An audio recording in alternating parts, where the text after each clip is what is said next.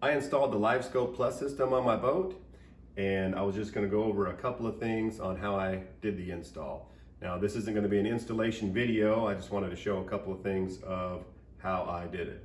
Now, I've got the Garmin 93 VS screen, and what I've done here is attached it to this Panther mount, and that kind of sets it up a little bit closer for viewing. And as far as for the Livescope, for the Livescope box, I was really debating on where to install it on the boat, but I realized I had enough space here to install it underneath the Panther mount, and that keeps me from having to buy additional extension cables and things to try to mount it underneath the seat box or other places on the boat. And on the configuration of this boat, it would have been perhaps difficult, so I thought this was just a good install idea. And plus, I set up this trolling motor so I could move it easily to another boat, and I was thinking with my Livescope, if I can have everything here and available, that I can just, without too much effort, move it to my other boat if I need to. And to run power to this unit, when you're setting it up, they recommend a larger gauge wire depending on the length from the battery that you're running. And that was one of the main considerations to think of. Now, on this Ranger, it's a 20-foot boat. So by the time I get a little extra wire running through the side here, it's probably a little over 23 feet. And Garmin recommended for over 23 feet to use 6-gauge wire.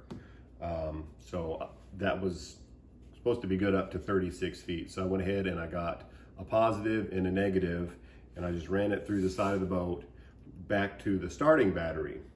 And I also installed a breaker fuse. That way, if I have a short in the wiring, the circuit breaker will pop. And then also I can shut off power to the unit through that breaker. Now, I have heard issues where people talked about maybe the unit drew quite a few amps, and I don't remember the exact amp draw of the unit, but I haven't had a problem with it running the battery down when I've had the unit powered off. And I've had it out on the lake and have been fishing for hours running the unit, and have still had plenty of voltage in my starting battery to start the boat. So the amp draw is not excessive, so the large gauge wire is just so we don't have a lack of voltage due to the resistance of having the additional wiring. And then here on the back of the boat, I can show where just, I hooked the positive and negative wires up and used a circuit breaker. And for mounting the transducer, I chose to mount it on the trolling motor shaft. And the Livescope Plus system did come with a mount that'll be either the regular down mount, or you can put it in perspective mode just by loosening some knobs, and then you rotate the transducer to put it into perspective mode.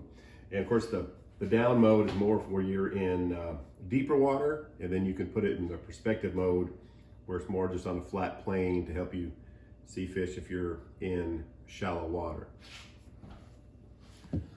Okay, now we're here at the back of the boat, and I wanted to show you the wiring that I had run to my starting battery. And I've got the positive 6-gauge wiring and the negative 6-gauge wiring, and I just ran the wire back there, put some large connectors on there. And just a tip, when you're dealing with these connectors, sometimes it's hard to crimp them. You can just take a hammer and give them a good hard whack, and that'll flatten it down and get a good crimp there on the wiring that's not going to come loose.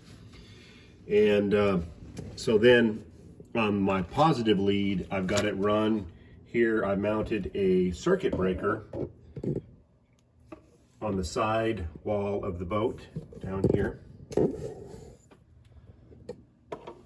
And now that's just a large circuit breaker that I had. It's waterproof. I believe it was 150 amps, which is way overkill.